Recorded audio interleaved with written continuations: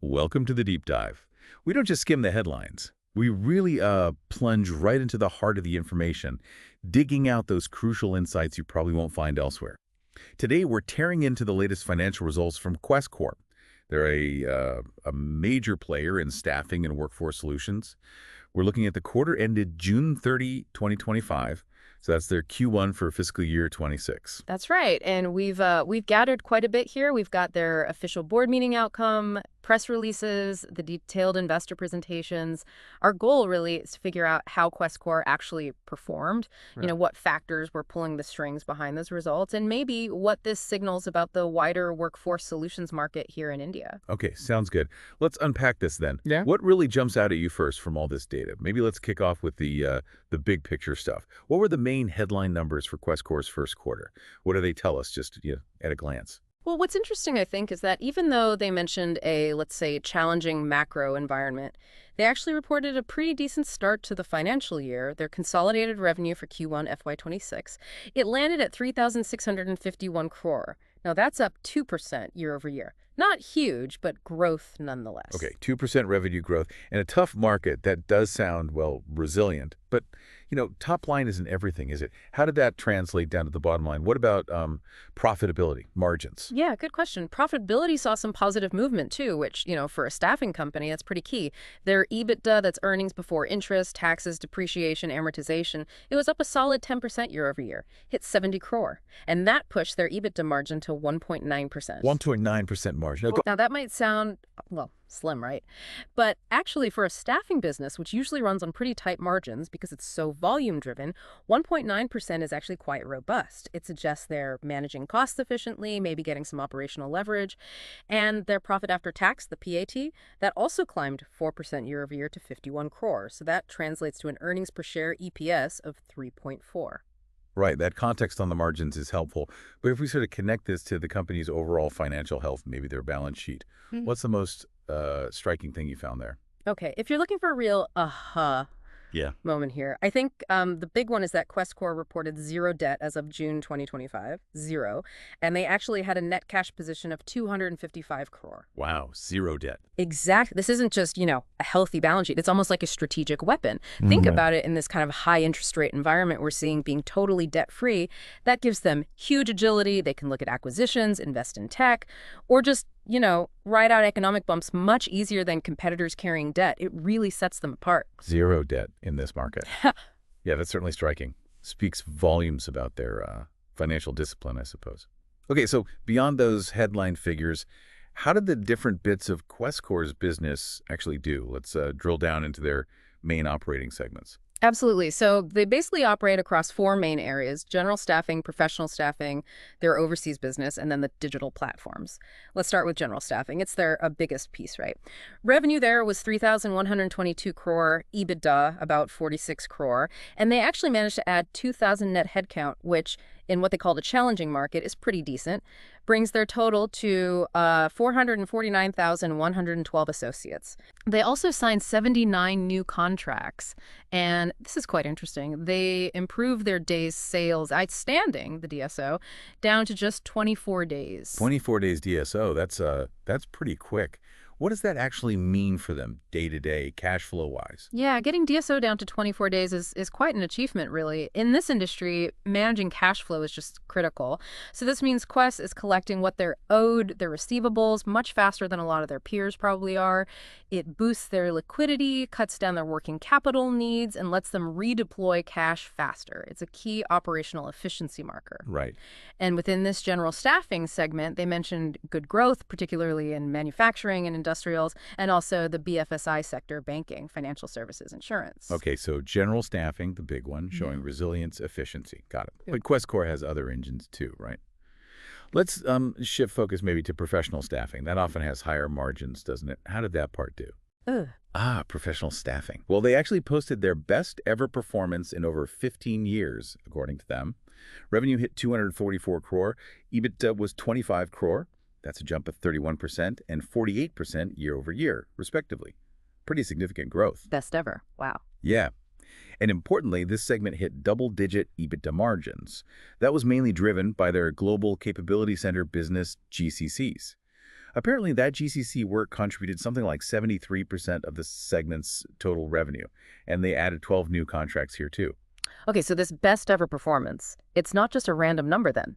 It really signals they've successfully moved into that high growth GCC market, right? Shows they've spotted and really jumped on a lucrative niche where that specialized talent is super hot right now. Makes sense. What about their international side? Did they see similar kinds of growth overseas? Well, the overseas business segment brought in 284 crore in revenue and 18 crore in EBITDA. Their headcount grew pretty solidly, 18% year over year, up to about 5,600 associates. But there's a bit of a nuance here. While Singapore seems to still be facing some headwinds, they saw a 7% headcount drop quarter on quarter there. Their operations in the Middle East, the Philippines, and Malaysia actually showed strong growth, both in headcount and EBITDA, especially in IT and IT-enabled services. And they picked up 32 new contracts internationally as well. Okay, so a bit of a mixed bag overseas, but definite bright spots in certain regions. And quickly, their digital platform segment. Right, digital platforms. It's smaller currently in terms of revenue, but it's focused on those tech-driven solutions. Their Hamara Jobs platform, which is aimed at blue-collar workers specifically, now apparently has over 7.8 million users. So that indicates pretty strong adoption potential for scale down the line, maybe. Right. Okay. So it sounds like overall a complex picture, but largely positive operationally, with some definite standouts like that professional staffing surge. Yeah. But as any savvy person knows, the devil's often in the details.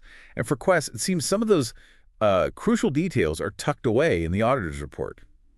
What did their auditors, Deloitte, Haskins, and Sells, flag that, we really need to pay attention to here? Yeah, this is where it gets particularly interesting for a deep dive like this. What do these auditor notes actually mean for the company's standing, its future? So the report highlights two key areas. First, there's what's called a qualified conclusion on income tax matters. A qualified conclusion. Okay. Yeah.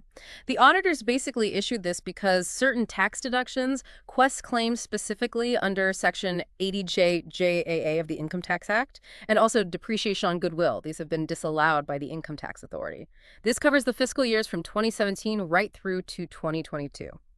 Now, Quess is challenging these disallowances. They've got appeals going in various places like the Income Tax Appellate Tribunal and objections with the Dispute Resolution Panel. Right. A qualified conclusion from auditors, that's not just a minor note, is it? It's a pretty serious signal.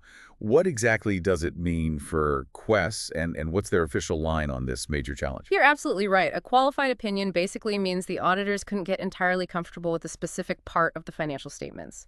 It introduces a material uncertainty. Now, Quess Corp, they're standing firm. They say they have backing from external legal and tax experts, and they maintain these deductions are valid and will eventually be accepted. It's clearly a significant ongoing fight. There is even some new information, as they put it, back in January 2024 from the National Financial Reporting Authority, the NFRA, about these deductions. But that NFRA order was then stayed by the Delhi High Court. So the company is vigorously contesting its position. And here's the kicker.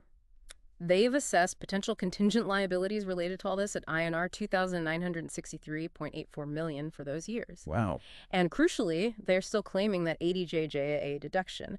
For this quarter, Q1 FY26, that amounted to INR 477.28 million.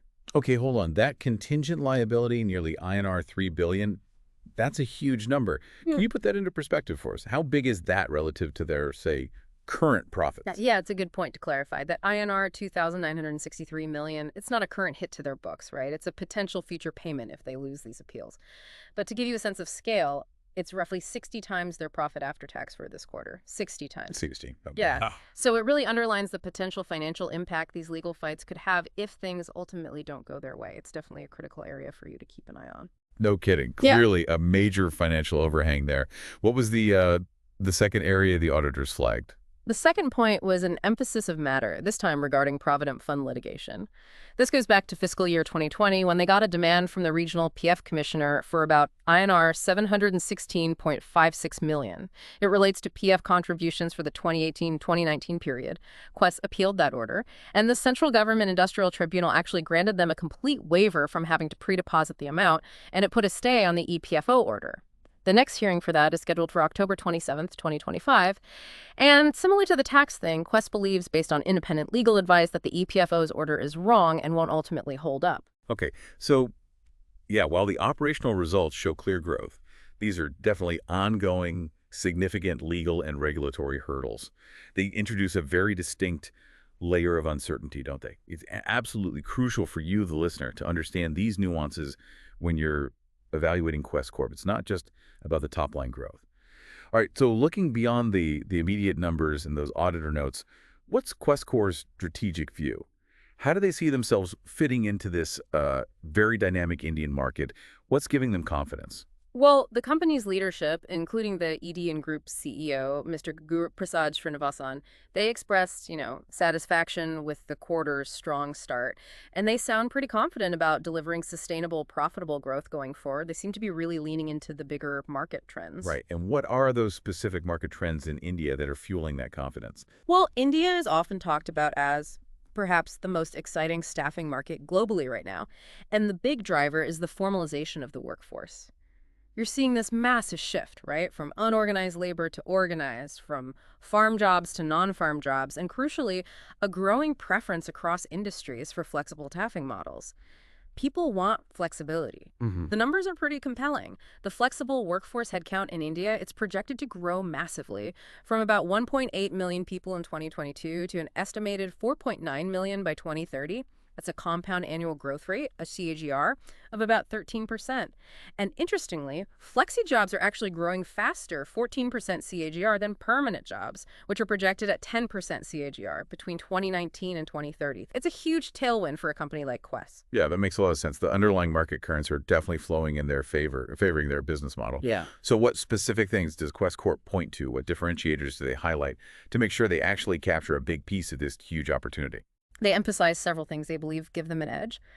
First, they talk about their industry-led structure with profit and loss ownership pushed down, which they say drives accountability. Second, a really strategic focus on those global capability centers, the GCCs. They even recently launched a specific service brand, Origin, for GCC as a service. So that's a proactive move into that high-growth niche we talked about. Okay, Origin. Interesting. Yeah. Then they boast about their sourcing engine. Apparently, it can add over 45,000 gross associates every month. And they use these 5 physical job spots located in manufacturing clusters to help onboard talent efficiently. And beyond those sort of operational mechanics, what else do they say sets them apart, maybe in terms of market influence or company culture? Right.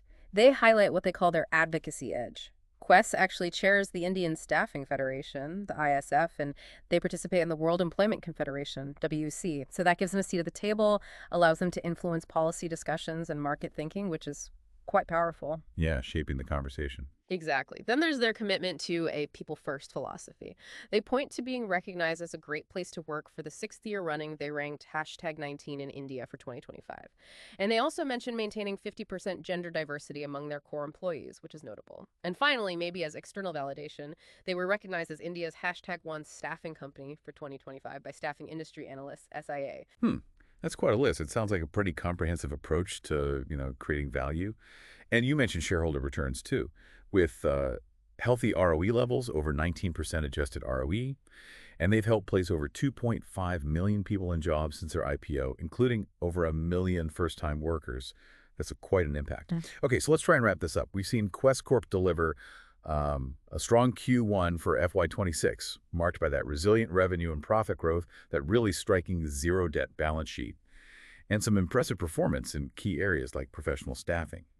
Yet we've also really unpacked these ongoing and quite significant tax and provident fund legal battles flagged by their auditors. And those are absolutely crucial things for you to consider regarding their financial outlook. Exactly. The company seems strategically well positioned to ride that wave of India's booming flexi staffing market. They've got strong operational metrics, global recognition to back it up.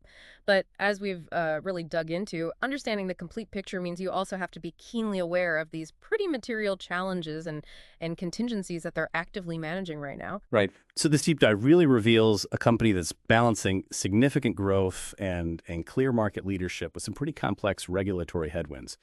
So what stands out most to you from all this information we've sifted through? And here's something maybe for you to think about. How might these ongoing legal disputes, assuming they eventually get resolved one way or another, impact not just Quess Corp's own financial future, but potentially the broader interpretation of tax and labor laws for other large employers across India? That's a compelling thought, isn't it? Something for you to perhaps mull over